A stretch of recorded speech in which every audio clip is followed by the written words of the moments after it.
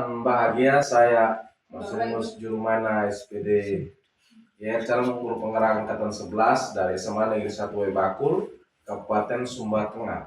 Saat ini saya akan melakukan percakapan pra-observasi untuk kegiatan coaching supervisi akademik dalam pembelajaran di kelas. Kali ini saya tidak sendiri saja, saya ditemani oleh Ibu Rizka Rambute Wasika SPD. Beliau adalah guru ekonomi di SMA Negeri 1 Bakul. Selamat pagi Ibu Rizka. Selamat pagi Pak Marjun. Bagaimana kabar Ibu Rizka hari ini? Baik Pak Marjun. Baik, luar biasa ya Ibu. Hari ini saya akan melakukan pra-observasi seperti yang sudah saya sampaikan bahwa saya akan mengobservasi Ibu di kelas 10D ya Ibu Rizka. Tujuan observasi atau supervisi ini untuk membantu Ibu Rizka dalam mengembangkan dan meningkatkan kompetensi Ibu sebagai guru. Jadi kita akan mengobrol santai ya Bu. Dari kegiatan ini kita akan melihat sejauh mana kesiapan Ibu Rizka atau persiapan awal Ibu agar nanti Ibu Rizka itu lebih siap dan mantap dan semakin percaya diri dalam memberikan pembelajaran yang terbaik bagi murid Ibu. Nah Ibu, dari obrolan kita pagi ini apa yang Ibu harapkan? Baik Pak Marjun, dari kegiatan ini saya berharap saya dapat mengembangkan kompetensi saya sebagai guru khususnya dalam kegiatan pembelajaran mata pelajaran ekonomi. Wah, luar biasa.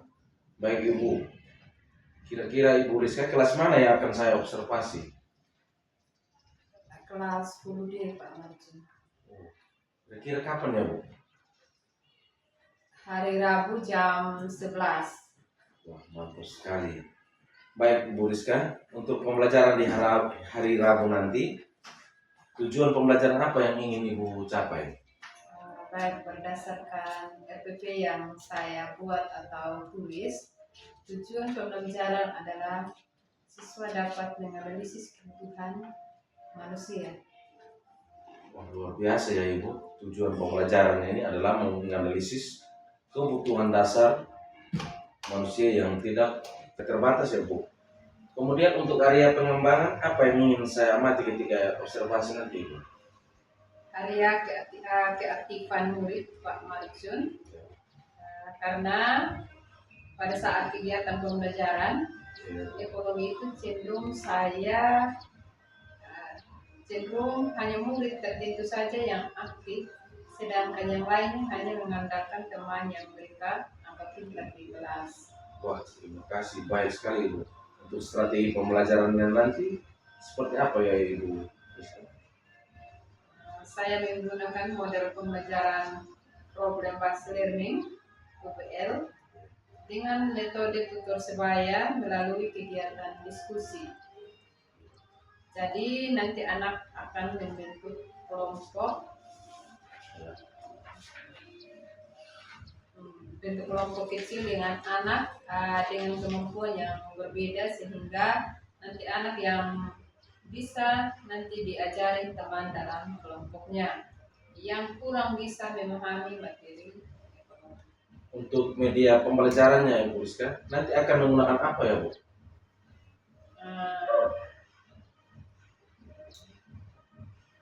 Saya menggunakan PowerPoint, terus bahan ajar, LKPD, dan gambar. Wah, luar biasa nih Bu. Berarti Ibu Rizka sudah mempersiapkan media pembelajaran yang menyesuaikan dengan kebutuhan siswa ya Ibu. Bagus sekali Ibu. Dari sini sudah kelihatan bahwa Ibu sudah menerapkan pembelajaran yang berdiferensiasi ya Bu. Harapan Ibu Rizka dari kegiatan observasi nanti seperti apa? Harapan saya nanti setelah ini nanti anak-anak menjadi lebih aktif dalam mengikuti pembelajaran ekonomi. Nanti setelah saya melakukan kegiatan observasi selanjutnya ya Bu, kita melakukan percakapan yang terakhir yaitu kegiatan pasca observasi ya Ibu Rizka, dengan didampingi oleh Ibu pengajar praktik saya Ibu Lina Rambu SPTG. Baik Pak Marjun. Sebelum kita akhiri ya Bu, menurut Ibu Rizka dari percakapan kita ini apa yang Ibu Rizka dapatkan? saya menjadi tahu dan memahami bahwa untuk mengajar nanti apa saja yang masih perlu saya siapkan dari sekarang. Wah, luar biasa untuk rencana pelaksanaannya ya Bu. Kita akan melaksanakan observasi hari Rabu sesuai dengan yang sudah kita sepakati ya Bu. Baik Ibu, terima kasih. Semoga semuanya berjalan dengan lancar tanpa hambatan apapun ya Bu. Demikian kegiatan coaching tahap praobservasi bersama dengan Ibu Rizka. Sekian dan terima kasih. Siap. Islam.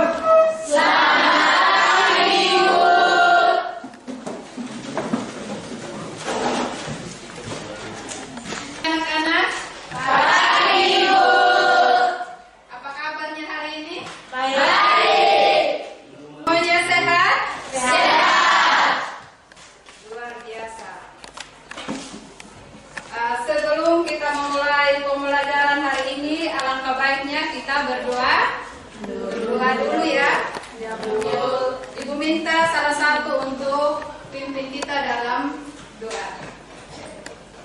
Ibu guru dan teman-teman, sebelum kita memulai aktivitas kita pada pagi hari ini, alangkah baiknya kita berdoa. Ini doa yang singkat ya Tuhan, sempurnakanlah, haleluya, amin.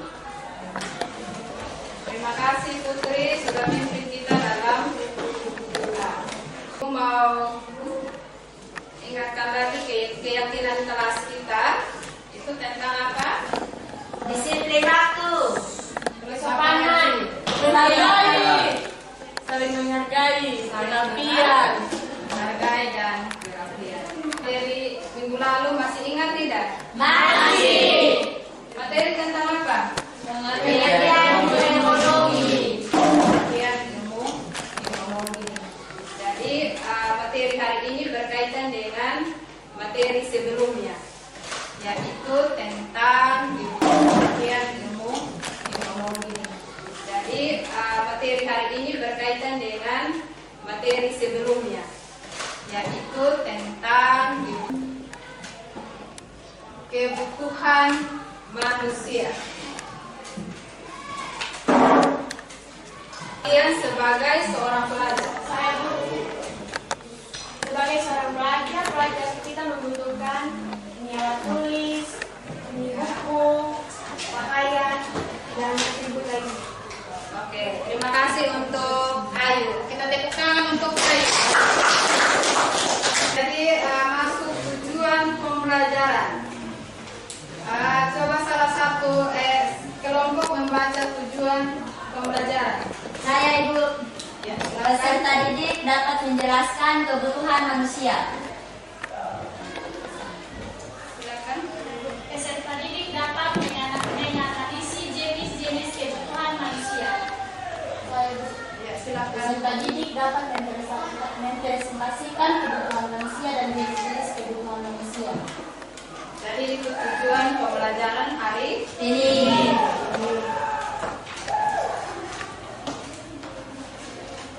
sekarang. Manfaat kita mempelajari materi tentang kebutuhan manusia. Ada yang tahu tentang manfaat kebutuhan manusia? keinginan sehingga lebih bijak dalam membuat keputusan. Ya, bagus. Jadi manfaat kita mempelajari kebutuhan manusia itu memahami prioritas hidup, membantu kita membedakan antara kebutuhan dan Keinginan. sehingga lebih bijak membuat Keputusan. Oke, salah satu maju untuk pimpin kita dalam berikut. Tepuk semangat.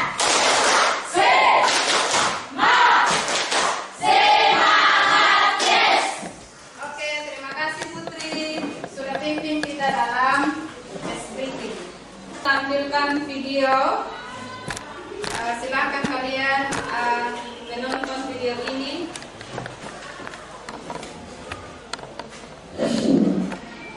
Hai teman-teman, hari ini suasananya cerah sekali ya. Hari ini aku bersama papa, mama dan adikku, kami akan berbelanja di mall untuk membeli kebutuhan kami selama bulan puasa. Seperti biasa, suasana mall sangat ramai. Saat awal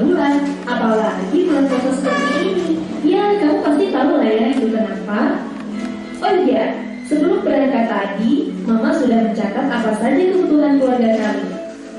Nah, ini dia catatannya. Oke, sekarang puasa ini, yaitu untuk makan saat berbuka dan sahur. Selain kebutuhan yang kusebutkan tadi, tempat tinggal atau rumah juga termasuk kebutuhan primer loh. Sekarang ada alat masak, sepatu, dan jam dinding. Nah, kalau itu termasuk kebutuhan sekunder, di mana kebutuhan yang bisa dipenuhi setelah kebutuhan primer telah terpenuhi.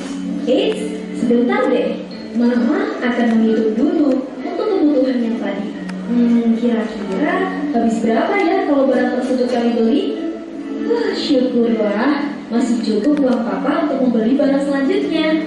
Oh iya, tadi aku sudah izin kepada Mama dan Papa untuk membeli jam tangan model baru yang akan datang.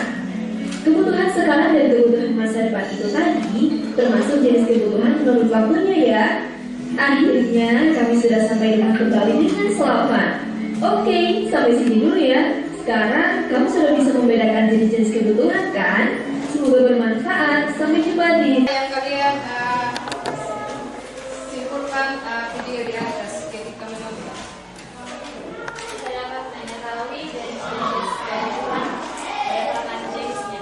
Kayak pertama kebutuhan primer, ada kebutuhan sekunder, tersier, kebutuhan individu, umum, sekarang atau kesehatan. Jadi kita bisa tahu kebutuhan semua menurut jenis. Ya. Oke, tepuk tangan untuk Rema. Atau dilakukan, tetapi tidak mutlak harus dipenuhi. Jadi kebutuhan itu harus dipenuhi. Sedangkan keinginan itu bisa ditunda ya. Nah, jadi ada perbedaan antara kebutuhan dan keinginan. Kebutuhan itu dipenuhi, keinginan bisa ditunda. Oke, di situ ada kebutuhan manusia. Kebutuhan manusia itu tidak terbatas. Ada jenis-jenis kebutuhan berdasarkan subjek yang menentukan. Terus jenis kebutuhan berdasarkan waktu ada dua juga, yaitu kebutuhan Sekarang dan kebutuhan masa mendatang. kebutuhan sekarang dan kebutuhan Masa mendatang.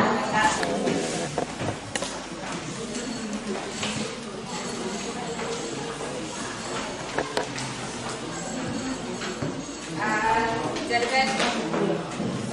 kelompok satu ini kalian melihat gambar ini, terus jenis kebutuhan apa ketika kalian mengamati gambar ini ya.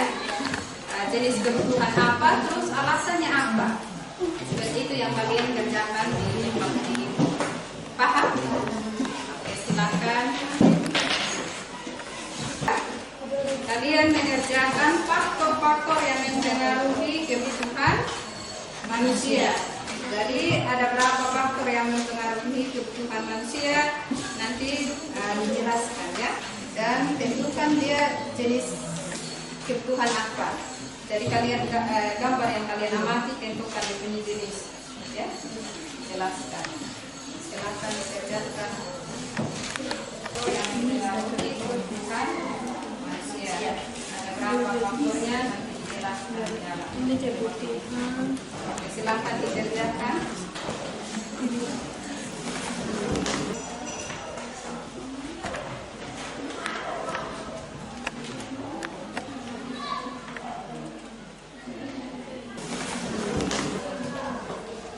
Sudah semua? Sudah. Oke. Sekarang kita presentasikan hasil diskusi kita.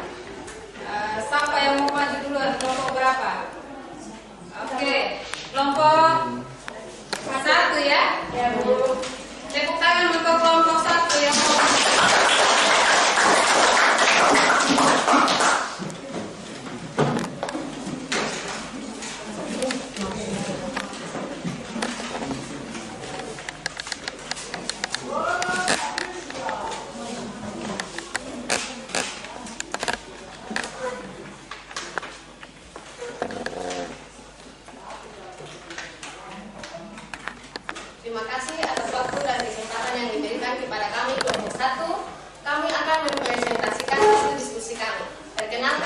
Jamika Rambutan Edi, biasa dipanggil Ja.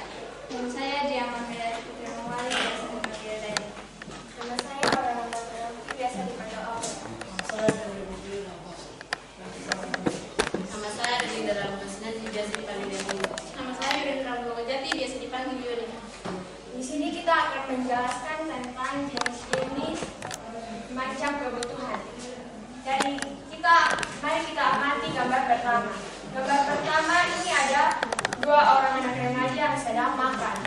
Jadi makanan itu merupakan kebutuhan utama, yaitu kebutuhan primer.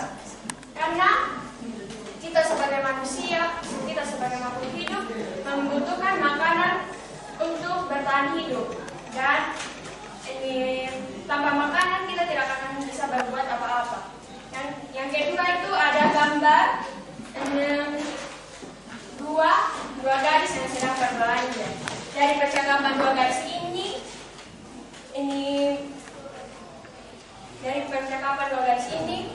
yang seorang gadis ini dia menunjukkan kayak sifat sombong ini membeli baju yang mahal. Baju itu memang termasuk dalam dua kebutuhan, ada bisa primer dengan bisa ini sekunder. Karena di sini kita ambil ini primer dan sekunder. Kenapa bisa primer?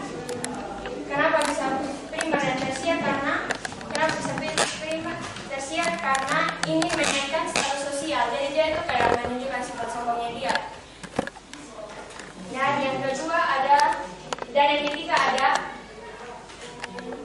rumah, tempat tinggal. Rumah itu termasuk dalam kebutuhan primer, karena setiap manusia itu membutuhkan tempat tinggal. Dan yang keempat ada jenis kebutuhan jasmani. Kebutuhan jasmani itu penting karena kita membutuhkan kebutuhan manusia untuk kesehatan fisik dan untuk berolahraga, dan itu fungsinya akan dirasakan pada setiap orang yang berolahraga. Dan yang kelima ada kebutuhan rohani, kebutuhan yang berhubungan dengan kepercayaan yang dianut oleh seseorang. Yang kebutuhan rohani itu kita kayak kepercayaan kita terhadap kita punya agama yang kita tidak akan bisa lihat. Kemudian ada jenis kebutuhan. Di sini terdapat gambar seseorang yang sedang belajar. Nah, di sini termasuk dalam kebutuhan individu. Karena apa? Karena pasti kita sebagai seorang pelajar pasti membutuhkan yang namanya alat tulis atau media-media seperti alat tulis, buku dan lain-lain yang berkaitan dengan kebutuhan individu. Kemudian ada rumah sakit. Nah, di sini bisa termasuk dalam kebutuhan umum dan kebutuhan sekarang. Nah, kalau kita sakit pasti merupakan kebutuhan yang tidak dapat ditunda-tunda karena kita sakit kan. Kalau kita sakit masa iya kita harus menundanya ke depannya kan, pasti sakit kita akan panjang, pasti akan lebih parah ke depannya. Dan bisa juga, dan mengapa juga ini rumah sakit termasuk ke kebutuhan sosial? Karena pasti kita semua di sini masyarakat harus pasti membutuhkan yang namanya rumah sakit. Di mana kita sakit pasti tempat untuk kita bisa mendapatkan obat atau perawatan medis yang terjangkau pasti di rumah sakit. Kemudian di sini ada gambar koin, toga dan toga.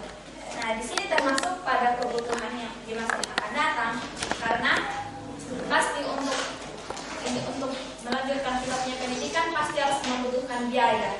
Jadi, mengapa bisa dibilang untuk kebutuhan yang akan datang? Alangkah lebih baiknya untuk kita mempersiapkan dari sekarang untuk kebutuhan yang akan datang, sehingga pada saat kita membutuhkannya, kita tidak akan sulit lagi untuk mencari kebutuhan tersebut.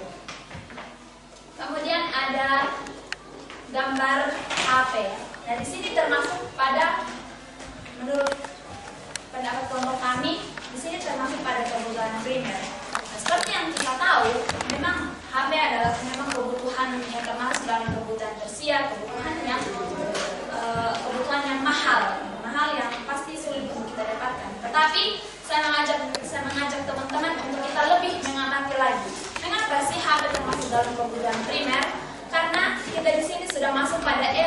digitalisme. Terutama kita yang saat ini yang masih dalam bangku pendidikan, pasti banyak sekali harus membutuhkan yang namanya media handphone untuk membantu kita dalam proses pendidikan kita. Nah, oleh karena itu HP termasuk dalam kebutuhan primer, kebutuhan yang penting. Apalagi sekarang kita sudah masuk pada era digitalisme.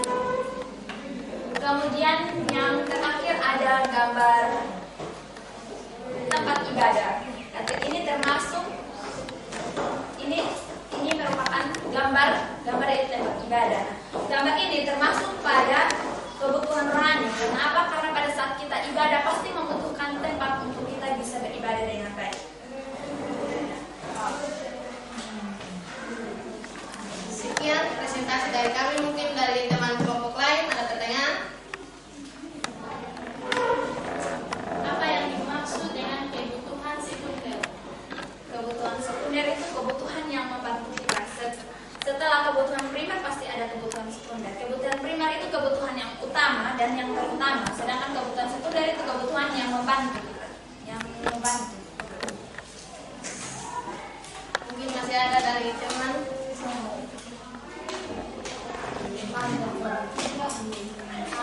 Apa yang dimaksud dengan kebutuhan tersier? Kebutuhan tersier itu kebutuhan yang menurut kita, kebutuhan yang merupakan keinginan, kebutuhan yang mahal, barang-barang yang harganya cukup mahal dan kayak mewah-mewah. Terkadang kebutuhan tersier juga itu ini untuk menaikkan derajat sosial.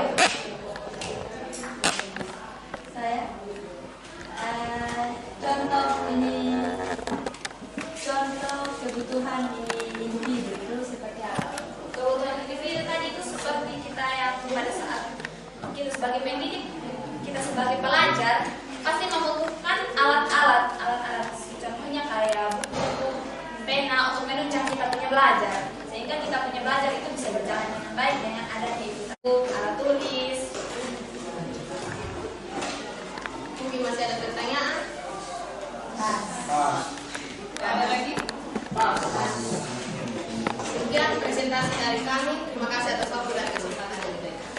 Oke, kita akan Jadi baik, terima kasih atas waktu dan kesempatan yang diberikan kepada kami.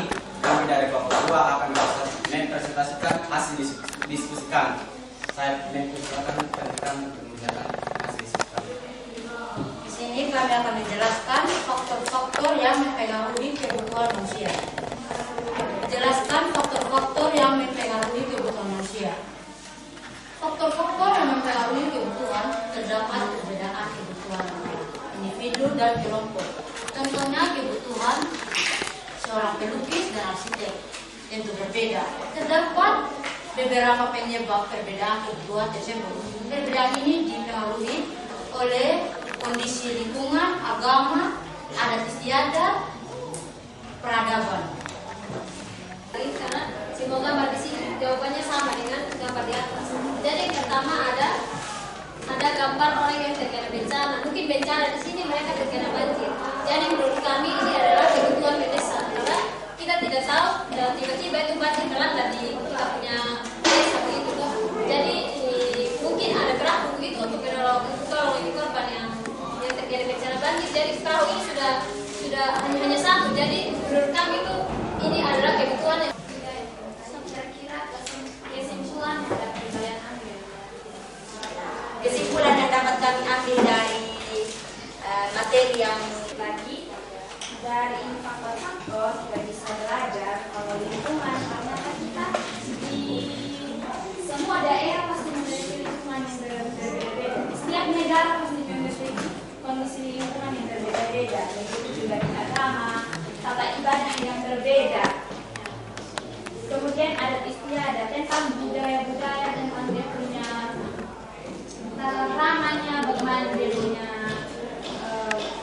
adat istiadat, pasti kan berbeda-beda di setiap daerah. Begitu juga dengan peradaban dari yang masa lampau ke masa sekarang pasti berbeda. Contohnya pada saat masuk peradaban pasti kita baru mengenal yang namanya komunikasi, apalagi ini bisa dibilang handphone. Kita masih menggunakan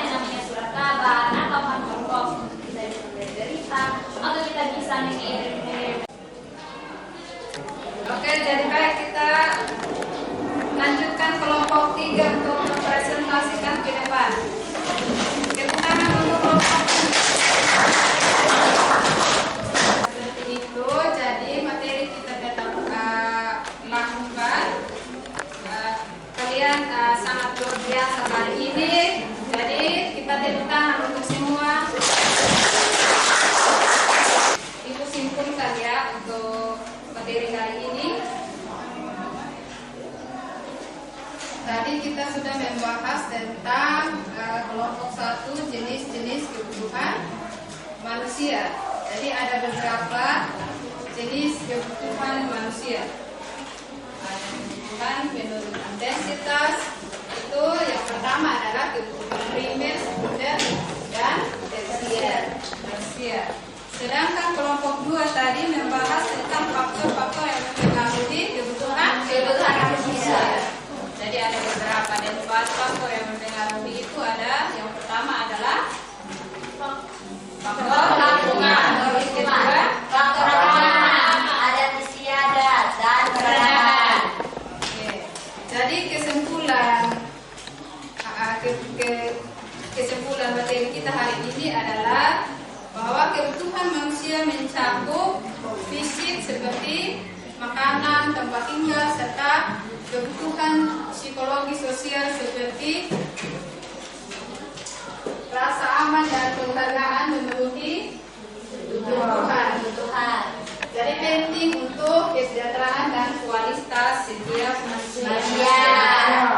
Oke, ada yang mau simpulkan dari peserta didik? Yang simpulkan materi hari ini. Silakan.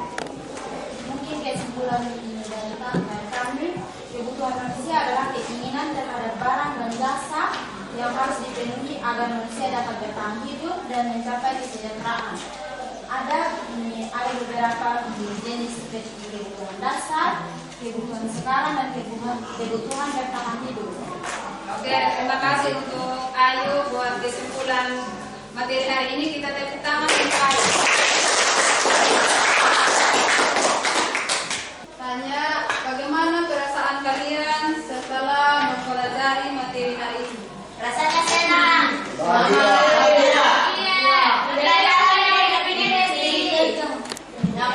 Oke, kalian sudah merasa bahagia.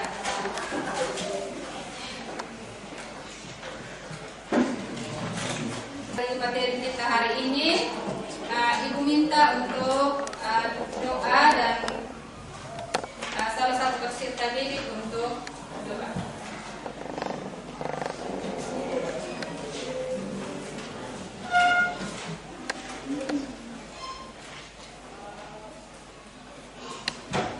Sebelum kita pulang, mari kita berdoa.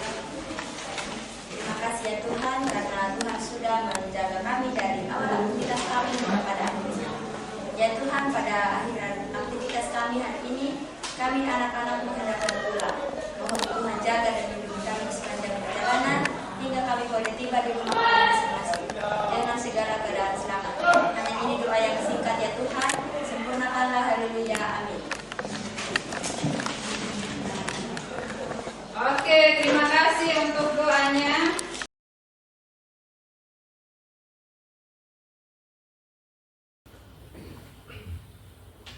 Salam dan bahagia. Salam dan bahagia. Baik, kali ini kita bertemu kembali lagi di percakapan pasca observasi bersama saya Pak Marcelinus Jurumana SPDG, calon guru penggerak angkatan 11 dari SMA Negeri 1 Webakul Kabupaten Sumba Tengah. Kali ini saya ditemani oleh Ibu Rizka Rambut Wasika SPD dan sebagai guru ekonomi di SMA Negeri 1 Webakul dan diobservasi pada kegiatan supervisi akademik. Kali ini ditemani oleh Ibu Lina Rambumoki SPDGR selaku pengajar praktik kami. Selamat pagi Ibu. Selamat pagi Pak Martin. Selamat pagi Ibu Selamat pagi Pak Martin. Rizka. Apa kabar hari ini Ibu? Ibu berdua. Baik. Baik Pak Martin. Baik Ibu Rizka. Kali ini kita akan melaksanakan percakapan pasca observasi, di mana kita ketahui bahwa sebelumnya kita sudah melaksanakan kegiatan pra observasi dan proses observasi di dalam kelas selama lebih kurang 2 jam pembelajaran. Ya, tujuan percakapan pasca observasi ini adalah untuk mengevaluasi proses pembelajaran yang telah berlangsung di kelas yang Ibu lewati. Oke. Baik Ibu, bagaimana perasaan Ibu setelah melaksanakan kegiatan pembelajaran di kelas 10D tadi? Ya, baik Pak Marjun. Perasaan saya ketika melaksanakan pembelajaran di kelas, tentunya saya sangat senang karena pembelajaran berjalan dengan baik. Baik Ibu, terima kasih. Dan saya juga tadi itu melihat luar biasa ya Ibu, ini pelaksanaan kegiatan pembelajaran, keaktifan, ya kegiatan pembelajaran itu berjalan dengan baik dan luar biasa. Saya menilai Ibu tuh performanya Ibu tuh sangat bagus tadi. Oh ya Ibu, bagaimana menurut penilaian Ibu tentang performa Ibu tadi di pembelajaran dalam kelas? Baik, saya menilai berdasarkan metode pembelajaran yang saya lakukan di kelas mempunyai kelebihan dan kekurangan sendiri. Kelebihannya meningkatkan keterampilan sosial murid sehingga terlibat aktif dalam pembelajaran, dan kekurangannya membutuhkan waktu yang cukup lama untuk berdiskusi mencapai target yang ditentukan dalam LKPD. Wah, bagus Ibu. Baik Bu, kalau dari skala 1 sampai 10 tuh kira-kira pembelajaran yang Ibu lakukan di kelas tadi itu berada pada skala angka berapa Bu? Baik, yang kalau saya bisa menilai itu mungkin berada pada skala 7 sampai 8 Pak Marjun. Wah, bagus sekali Ibu. Boleh saya sampaikan hasil pengamatan saya tadi? Iya Pak Marjun, boleh. Baik Ibu Rizka, menurut pengamatan saya tadi yang saya lakukan di kelas tadi, pembelajaran yang Ibu Rizka lakukan itu sudah sangat sesuai dengan apa yang diharapkan. Di mana Ibu di awal pembelajaran tadi menyampaikan tujuan pembelajaran, terus Ibu juga pada saat kegiatan pra observasi sebelumnya sudah menyampaikan bahwa tujuan pembelajaran Ibu itu adalah yang menganalisis kebutuhan manusia yang tidak terbatas, dan area pengembangan Ibu yang saya lihat juga yang Ibu kembangkan adalah keaktifan murid di pembelajaran tadi di kelas itu sangat luar biasa ya, mengelola kelas di mana sepanjang pembelajaran itu Ibu menerapkan strategi pembelajaran berdiferensiasi, terus ada diferensi proses dan konten itu saya amati Ibu laksanakan dengan bagus, dengan tambah lagi ini model pembelajaran PBL ya Bu, Iya Pak. Problem based learning ini di mana Ibu melengkapinya dengan kegiatan diskusi kelompok, terus memainkan peran sehingga murid-murid itu bisa menerima materi dengan baik, dan mereka sangat senang sekali dengan model pembelajaran yang Ibu lakukan. Oh ya Bu, bagaimana Ibu mendengar ya pendapat saya nih Bu? Baik Pak Marjun, menurut saya Pak Marjun, apa yang sudah sampaikan sudah sesuai dengan apa yang saya lakukan dalam pembelajaran tersebut, karena saya melihat peserta didik antusias mengikuti pembelajaran. Wah, baik sekali Bu, luar biasa ya Bu. Oh ya Bu, selanjutnya kira-kira apa kendala yang Ibu Rizka hadapi tadi itu dalam pembelajaran? Kendala saya Pak adalah keterbatasan waktu saat berdiskusi, di mana peserta didik membutuhkan waktu yang lebih banyak saat berdiskusi sehingga berdampak saat presentasi. Tidak semua kelompok bisa melakukan presentasi. Oh, baik Ibu Rizka. Jadi kendalanya ini adalah keterbatasan waktu ya, karena peserta didik juga pastinya membutuhkan waktu lebih banyak untuk mereka berdiskusi dalam kelompok. Oh ya Bu, pasti dengan kendala waktu ini pasti akan sangat-sangat berdampak di saat siswa itu melakukan presentasi. Yang pastinya tidak semua kelompok dapat ya melakukan presentasi yang terbatas. Oh ya Ibu, dari kendala yang Ibu sampaikan tadi ini, kira-kira apa rencana tindakan Ibu selanjutnya? Akan mengingatkan peserta didik ke depannya untuk melakukan diskusi kelompok sesuai dengan kesepakatan kelas, yaitu disiplin waktu dalam mengerjakan tugas diskusi. Baik Ibu, ya dari rencana Ibu luar biasa sekali saya dengar, karena Ibu barusan menyampaikan bahwa akan membuat kesepakatan kelas yang konsisten dengan siswa di kelas terkait disiplin dalam pengelolaan waktu dan khusus untuk kegiatan diskusi. Lantas ya Bu, kira-kira apa yang Ibu bisa, kira-kira menurut Ibu siapa yang bisa bantu untuk rencana dari Ibu dan kapan mulai Ibu mau melaksanakan?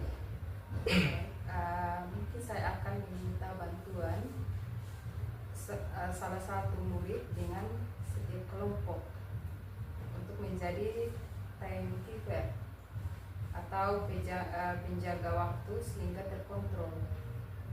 Pengelolaan waktu diskusi dengan baik. Dan untuk pelaksanaan saya akan laksanakan segera Pak Marjun di pembelajaran berikutnya.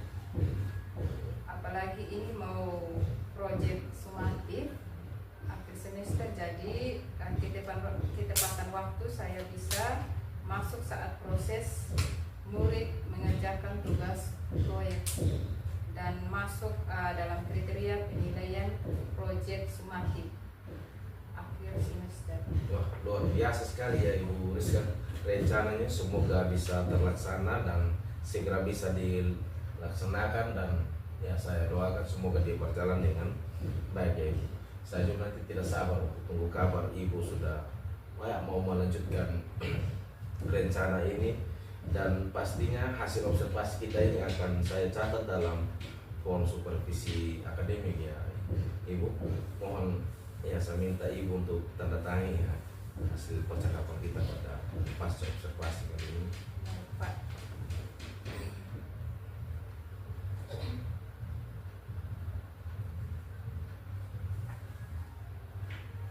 Baik Ibu, sebagai penutup, kira-kira apa yang Ibu Rizka dapatkan dari proses kita pada hari ini?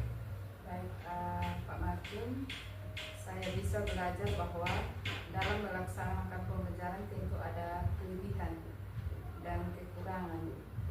Dari percakapan ini saya bisa mengetahui apa yang menjadi kelebihan dan perlu saya pertahankan juga.